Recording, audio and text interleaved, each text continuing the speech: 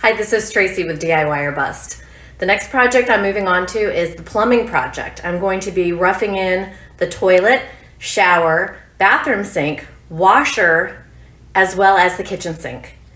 To top that off, part of plumbing is also gas lines. So for my propane supply, I will be roughing those in as well to my water heater and to my range in the kitchen. The first thing I need to do is map out exactly where my shower, toilet, and sink will go in the bathroom. This is the bathroom space.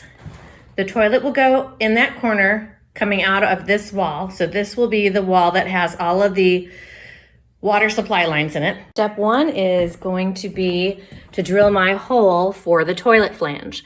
Now it's 4-inch and I have a 4-inch hole saw. I've marked out my distances 12 5/8 inches from the stud wall, 12 inches for the toilet, 5/8 inches for the drywall. And I've marked out my clearances as well. Gotta make sure that is on the crosshairs, and it is.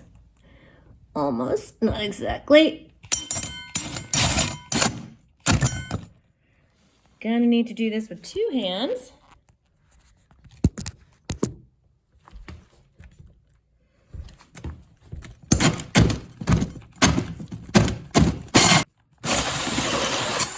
All right, that is my 2 layers of plywood, and now I have 2 inches of my insulation right here. I'm gonna have to drill through that, so I have to get this out. I think this is the hardest part, is getting that piece of wood out of there. Whoops! Make sure your equipment is properly tightened up, guys. There we go. Got that guy out. Now let's get this foam.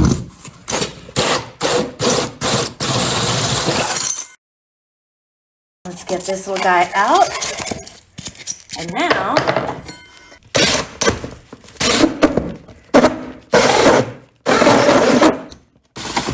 there we go. All right. And there we have it. Sweet. All right, I'm under the house and I've got, this is the outlet pipe from the toilet. All of this is just dry fit. I've got my flange, or my, not closet flange, this piece here with the clean out. And then this is to the vent.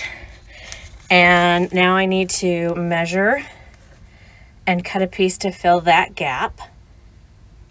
And then I'm going to continue down this way, turn, left-hand turn with a slow 90-degree angle, long, I think it's called a long 90, sorry if I don't know the right terminology, and then straight out to my sewer system.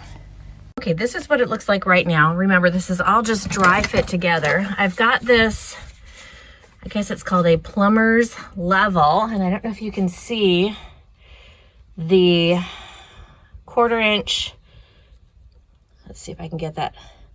Anyway, you see 0, where the bubble is centered right now, roughly, is 0. And then you put this on your pipes to make sure you have enough drop. Now, I think I have too much drop here because I have, like, that bubble is way over. Oh, there's a good view of it. Way over to the more than a 1/2 inch drop. And this is gonna measure 1/4 inch, 1/8 inch, 3/8 and 1/2 inch drop per foot. So that you want it to be a 1/4 inch. You don't want it too little or your toilet debris will get stuck in the pipe.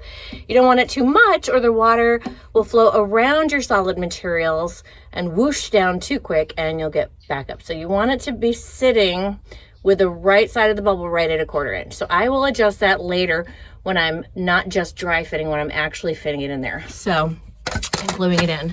Right now I'm just dry fit. This is some plastic pipe strap that I'm using to hold all of this up.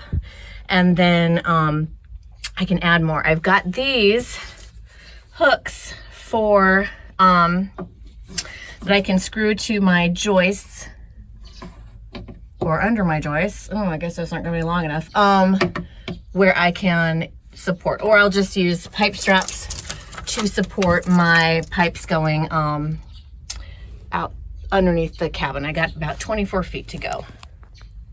I had to adjust this strap to, first I had it too low because my hangers wouldn't have anything to attach to. Not that they're too short, I was just too low with the plumbing. So then I raised it up too high, and I have to pass underneath this guy, which is a 1x6, and it is lower than my joist here. So you can see 6 inches lower. So I had to adjust that, excuse me, so that I could get my 1/4 inch drop, which is perfect right there. And over here, this is also showing, where are you? Get my fingers out of the way. That is also showing 1/4 inch drop. So I am good for that angle. Now I just need to continue underneath the rest of the house.